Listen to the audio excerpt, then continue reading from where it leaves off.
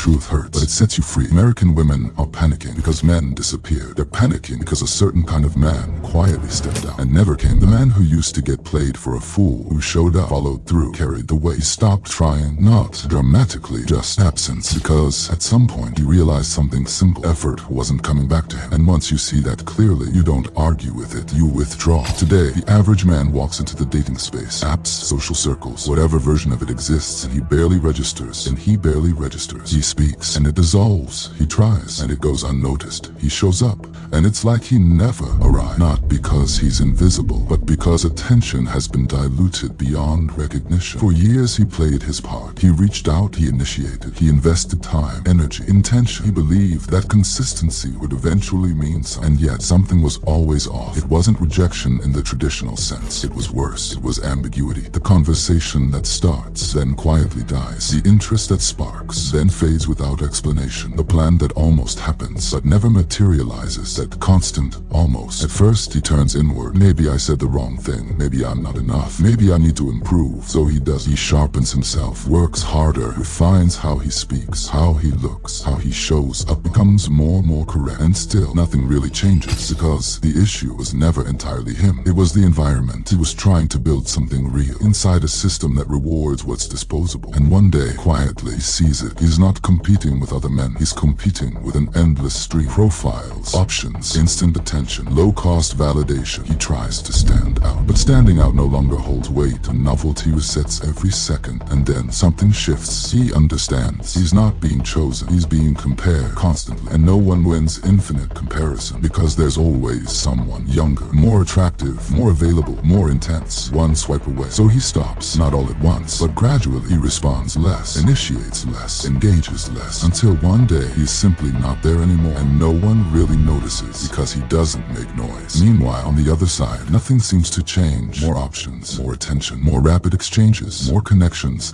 that feel deep for 5 minutes, then disappear. And from that perspective, everything still looks active, still looks alive, but something is quietly vanishing, and it doesn't come back easily. Men who invest, men who build, men who stay, because those were the first to leave, not out of resentment, but exhaustion. There's a point where trying starts to feel like self-disrespect. He sends the message, gets ignored, asks her out, gets a vague excuse, invests time, becomes an option. Repeat that cycle enough times, and the mind does what any intelligent system does. It cuts the loss, and that's when the dynamic flips. He no longer wants to prove himself, no longer wants to impress, no longer wants to compete for attention, because he realized something fundamental. Attention became an auction, and he walked out of the room. He starts building a life outside of it. Work, money, silence, peace, environments where effort still produces results. No games, no subtle tests, no constant evaluation. And the longer he stays out, the less desire he has to return. Because in there, he was interchangeable. Out here, he has control. And this is the part no one is really saying out loud in the US right now. It's not that men are failing at dating. They're opting out quietly, deliberately, without announcement. And when this type of man leaves, it's not the loud ones who disappear. It's the ones who sustain the structure. And the consequences don't show up immediately, but they compound. Fewer real relationships, more frustration, more people saying there's no one worth committing to, without realizing ones who were stopped participating. Then the cycle intensifies. More filters, more expectation, more comparison, less connection. Everything continues as if it's normal, but it isn't, because while everyone is still watching who's in the game, no one is paying attention to who left. And those are the ones that matter. Now put it all together. Invisibility, endless competition, low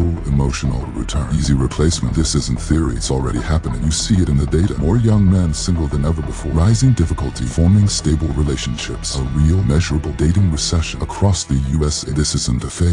It's structural, and the most dangerous part, it's silent. No headline, no urgency, no real conversation. The man just stops reaching out, stops trying, stops exposing himself to it, and disappears. And when he disappears, no one notices right away, but the effects arrive later. Fewer relationships, weaker bonds, rising isolation. By the time people recognize it, it's already too late.